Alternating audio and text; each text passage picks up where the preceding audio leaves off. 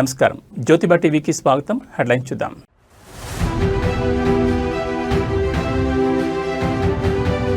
సత్యసాయి కోట్లాది మంది జీవితాలను ప్రభావితం చేశారు. సత్యసాయి జయంతోత్సవాల్లో సీఎం చంద్రబాబు.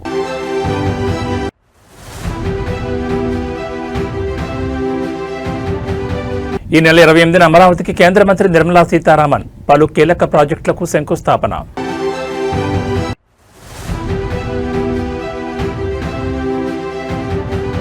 పుట్టపర్తిలో మంత్రి లోకేష్ ప్రజా దర్బార్, సామాన్య ప్రజలు కార్యకర్తల నుంచి వినతుల స్వీకరణ.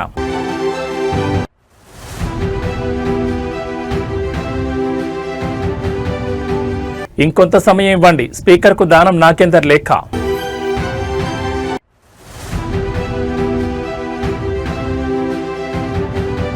ఐబొమ్మ రవి 4వ రోజు కస్టడీ, విచారణలో కీలక విషయాలు వెల్లడి. ఇక డీటెయిల్స్ చూస్తే సత్యసాయి జయంతి ఉత్సవాలకు ఏపీ సీఎం చంద్రబాబు పాల్గొన్నారు. ఈ సందర్భంగా ఆయన మాట్లాడుతూ కులం, మతం, ప్రాంతాలకు అతీతంగా నిస్వార్థ సేవకు నిలువెత్తు రూపమయ్యారు. 550 కోట్లు ఖర్చు పెట్టి ఏపీ, తెలంగాణ, తమిళనాడులో 1600 గ్రామాలకు 30 లక్షల మందికి పైగా నీరు అందించారు. ప్రపంచ దేశాల్లో సాయి సిద్ధాంతాన్ని సాయి సేవలో ముందుకు తీసుకెళ్తోంది. ఇంత పెద్ద ఎత్తున సేవలు చేసే ఆర్గనైజేషన్ ఎక్కడా లేదు. కేంద్ర మంత్రులు, అనేక హైకోర్టులకు సంబంధించిన చీఫ్ జస్టిస్లు కూడా ఈ వేడుకలకు వచ్చారు. సాయిబాబా సిద్ధాంతాన్ని, జ్ఞానాన్ని ముందుకు తీసుకువెళ్లేలా వారందరినీ ఇక్కడికి రప్పించారని నా ప్రగాఢమైన నమ్మకమని ముఖ్యమంత్రి చంద్రబాబు పేర్కొన్నారు. ఇక తెలుగు రాష్ట్రాలకు, దేశంలో, ప్రపంచంలో ఉండే ప్రజలందరికీ మంచి జరగాలని కోరుకుంటున్నానని సీఎం చంద్రబాబు తెలిపారు. ఇలాంటి పవిత్రమైన కార్యక్రమంలో నేను భాగస్వామ్యం కావడం నా పూర్వజన్మ సుకృతంగా భావిస్తూ అదృష్టంగా భావిస్తున్నాను. సాయిబాబా వదిలిపెట్టిపోయినటువంటి ఈ పవిత్రమైన పుణ్యభూమిని ప్రపంచానికి ఒక శక్తివంతమైన ప్రాంతంగా తయారు చేయాలంటే స్థానికంగా ఉండే అందరి సహకారం అవసరమని చంద్రబాబు అన్నారు. 1926 నవంబర్ 23 సరిగ్గా ఇదే రోజు 100 ఏళ్ల క్రితం భగవాన్ శ్రీ సత్యసాయి ఈ పుణ్యభూమి పుట్టపర్తిపై ఒక లక్ష్యం కోసం అవతరించారు. ఒక పర్పస్ కోసం అవతరించారు. పవిత్ర నేలపై 86 ఏళ్లు తన జీవన ప్రమాణాన్ని సాగించి ప్రపంచానికి భగవాన్ సాయి సిద్ధాంతాన్ని అందించారు, జ్ఞానాన్ని బోధించారు, సన్మార్గాన్ని చూపించారు.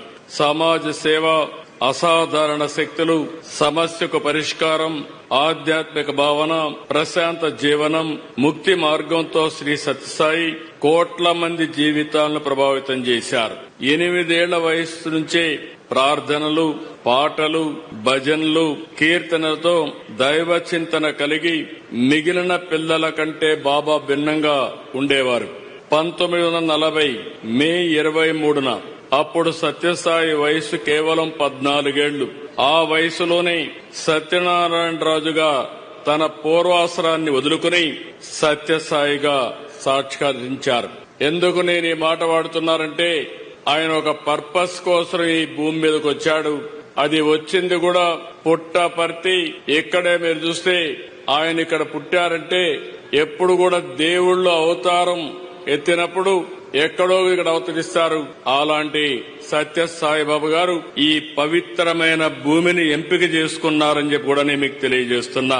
రాష్ట్ర ఐటీ విద్యాశాఖ మంత్రి నారా లోకేష్ పుట్టపర్తిలోని తన క్యాంపు కార్యాలయంలో 74వ రోజు ప్రజా దర్బార్ కార్యక్రమం నిర్వహించారు.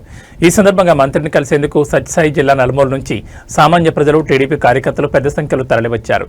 ప్రతి ఒక్కరిని ఆప్యాయంగా పలకరించిన లోకేష్ వారి సమస్యలను ఓపికగా విని వినతిపత్రాలు స్వీకరించారు. ప్రజా దర్బార్ పలువురు తమ గోడును మంత్రి ముందు వెళ్లబోసుకున్నారు.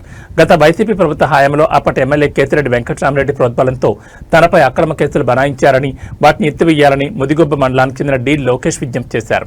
అదేవిధంగా చెన్నై కొత్తపల్లిలో తాను కొనుగోలు చేసిన ఇంటి స్థలాన్ని వైసీపీ నేతల అండతో కబ్జా చేశారని మాకర్ల కుంటపల్లికి చెందిన టి నాగభూషణ మంత్రికి ఫిర్యాదు చేశారు. వీరితో పాటు భవన నిర్మాణ కార్మికుడినైన తనకు ఆర్థిక ఇబ్బందులున్నాయని ఆదుకోవాలని బుక్కపట్నం వాసి రామాన్యాలు కోరారు. ఎంఏ, బీఈడీ పూర్తి చేసిన తనకు ఎండోమెంట్ కార్యాలయంలో ఉద్యోగం కల్పించాలని పుట్టపర్తికి చెందిన జయలక్ష్మి విన్నవించుకున్నారు. ప్రజల నుంచి వచ్చిన వినతులన్నింటినీ పరిశీలించి తగిన చర్యలు తీసుకుని న్యాయం చేస్తామని మంత్రి లోకేష్ వారికి భరోసా ఇచ్చారు.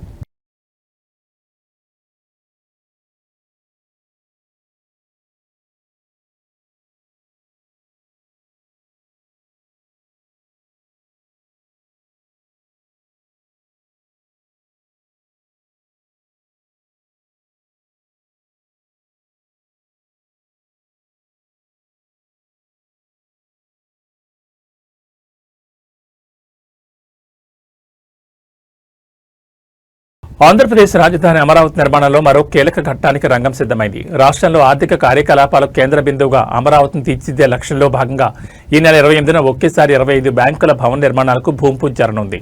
కేంద్ర ఆర్థిక శాఖ మంత్రి నిర్మలా సీతారామన్ ఈ కార్యక్రమానికి ముఖ్య అతిథిగా హాజరై శంకుస్థాపన చేయనున్నారు.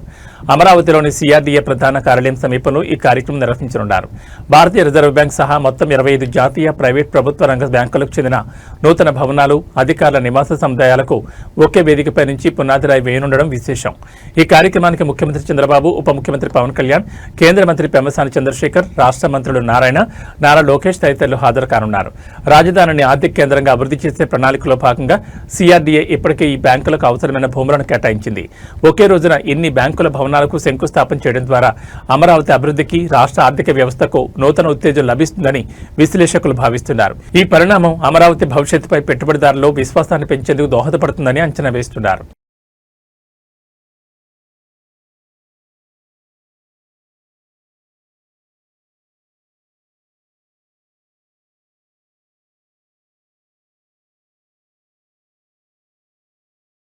స్పీకర్ నోటీసులపై ఖైరతాబాద్ ఎమ్మెల్యే దానం నాగేందర్ ఎట్టకేలకు స్పందించారు. ఈ మేరకు స్పీకర్ గడ్డం ప్రసాద్ కుమార్ కు లేఖ రాశారు. వివరణ ఇచ్చేందుకు మరికొంత సమయం కావాలని విజ్ఞప్తి చేశారు. స్పీకర్ ఇచ్చిన గడువు ముగియడంతో తాజాగా లేఖ ద్వారా రెస్పాండ్ అయ్యారు. మరోవైపు ఫిరాయింపుల చట్టం కింద చర్యలకు అవకాశం ఇవ్వకుండా ముందుగానే ఆయన ఎమ్మెల్యే పదవికి రాజీనామా చేస్తారని పెద్ద ఎత్తున ప్రచారం సాగుతోంది. గత లోక్సభ ఎన్నికల్లో కాంగ్రెస్ బీఫాంపై దానం పోటీ చేసినందున పార్టీ మారినట్లు ఆధారాలున్నాయని, రాజీనామా చేస్తేనే వేటు తప్పుతుందని నేతలు సూచిస్తున్నట్టు తెలుస్తోంది. ఈ నేపథ్యంలోనే శ్రీధర్ బాబును కలిసి ఆయన చర్చించినట్లు పార్టీ వర్గాలు చెప్తున్నాయి. పంచాయతీ ఎన్నికలు వస్తున్నందున వాటి తర్వాతే దానం రాజీనామా ఉంటుందనే ప్రచారం సాగుతోంది. ఎమ్మెల్యే పదవికి రాజీనామా తప్పనిసరి అయితే తదుపరి చర్యలు, ప్రత్యామ్నాయం ఏమిటనే అంశాలపైన దానం దృష్టి సారించినట్లు సమాచారం.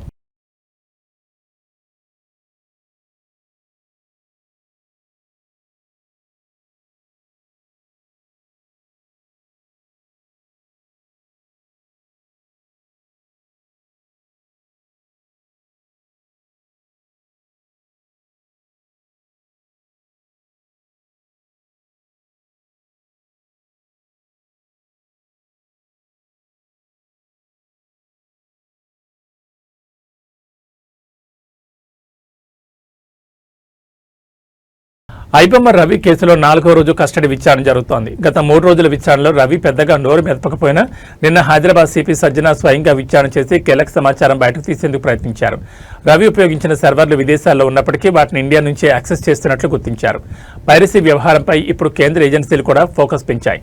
ముఖ్యంగా ప్రముఖ ఓటీటీలు ఇచ్చిన ఫిర్యాదుల వల్ల కేసు మరింత వేగం అందుకుంది. యూట్యూబ్ డొమైన్ హోస్టింగ్ కంపెనీలకు ఇప్పటికే నోటీసులు పంపగా Telangana cyber crime team digital forensics ద్వారా కీలక ఆధారాలు సేకరించడానికి ప్రయత్నిస్తోంది. వీడియోలు అప్లోడ్ చేసే టీంను గుర్తించే పనిలో పోలీసులున్నారు. అంతేకాకుండా పైరసీ వల్ల వచ్చే అడ్వర్టైజ్మెంట్ రెవెన్యూ ఎవరికి చేరుతోంది, మాల్వేర్ సైట్లతో ఏమైనా లింకులున్నాయా అనే కోణంలో ప్రత్యేక విచారణ చేస్తున్నారు. దేశవ్యాప్తంగా ఉన్న 355 పైరసీ సైట్లపై కంట్రోల్ ఆపరేషన్లు కొనసాగుతున్నాయి. కేసులో దృష్ట్యా కేంద్రం సైబర్ సెక్యూరిటీ విభాగం కూడా త్వరలో రంగంలోకి దిగే అవకాశం ఉంది. నేటి 4వ రోజు విచారణలో రవి వద్ద నుంచి పలు కీలక వివరాలు బయటకు రావచ్చని పోలీసులు భావిస్తున్నారు.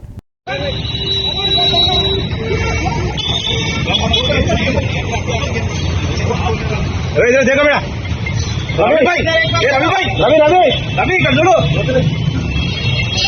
కర్నూలు జిల్లా ఆళ్లగడ్డ సమీపంలో ఘోర రోడ్డు ప్రమాదం జరిగింది. కర్నూలు చిత్తూరు జాతీయ రహదారిపై శనివారం అర్ధరాత్రి దాటాక 2 లారీల మధ్య ఓ ప్రైవేట్ బస్సు చిక్కుకుపోవడంతో 2 ప్రయాణికులు అక్కడికక్కడే మృతి చెందారు. మరో 10 మంది తీవ్రంగా గాయపడ్డారు. మైత్రి ట్రావెల్స్ చెందిన బస్సు హైదరాబాద్ నుంచి పుదుచ్చేరికి వెళుతోంది. శనివారం అర్ధరాత్రి 1:30 సమయంలో ఆళ్లగడ్డ సమీపంలోని పేరాయిపల్లి మెట్ట వద్దకు రాగానే అదుపు తప్పిన బస్సు ముందు వెళ్తున్న లారీని ఢీకొట్టింది. అదే సమయంలో వెనుక నుంచి వేగంగా వచ్చిన మరో లారీ నిలిచిపోయిన బస్సును బలంగా ఢీకొట్టింది. ఈ ప్రమాదంలో బస్సు వెనుక భాగంలో కూర్చున్న 2 ప్రయాణికులు అక్కడికక్కడే మృతి చెందారు. వారి మృతదేహాలు బస్సులోని ఇరుక్కుపోయాయి.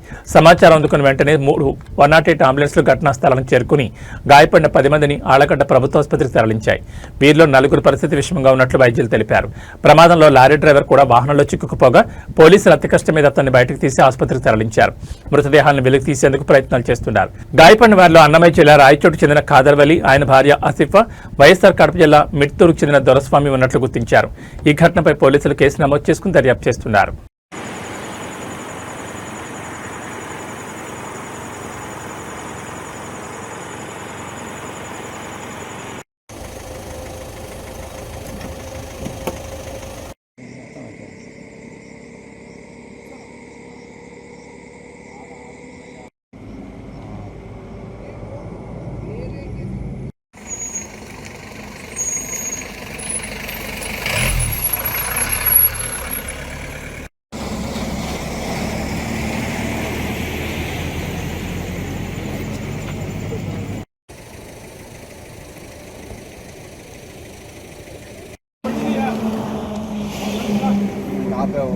ఎన్ని మినిట్స్ చెప్పేస్తాం ఏముంది.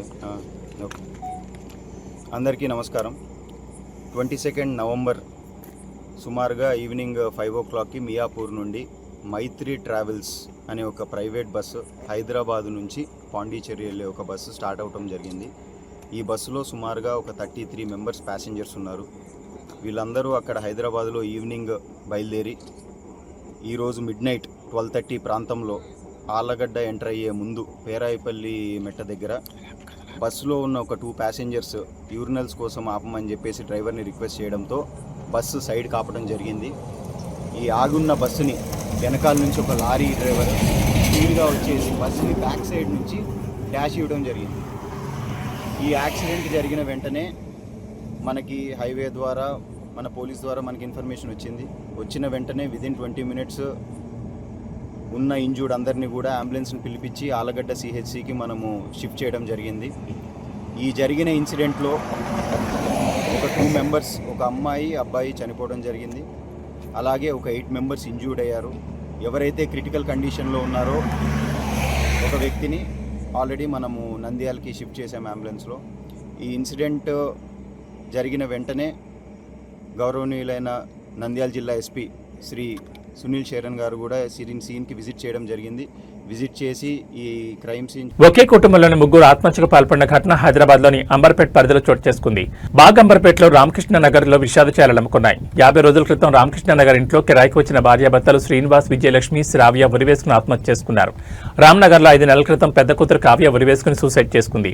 దీంతో కుటుంబం తీవ్ర మానసిక వేదన గురైంది. దీంతో కుటుంబానికి చెందిన మిగతా 3 సైతం బలవన్ మరణానికి పాల్పడ్డారు.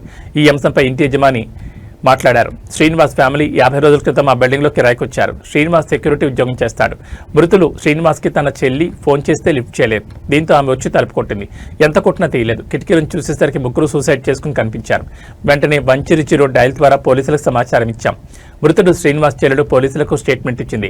మేము త్వరలోనే దేవుడి దగ్గరికి వెళ్తామని శ్రీనివాస్ ఫ్యామిలీ ఆమెతో చెప్పారట. పోలీసులు మా వద్ద నుంచి స్టేట్మెంట్ తీసుకున్నారు. పెద్ద కూతురు 5 నెలల క్రితం సూసైడ్ చేసుకుంది. అప్పటి నుంచి కుటుంబం అల్లాడిపోతోంది. ఈ దారుణ నిర్ణయానికి అదే ఘటన కారణం కావచ్చని భావిస్తున్నారు.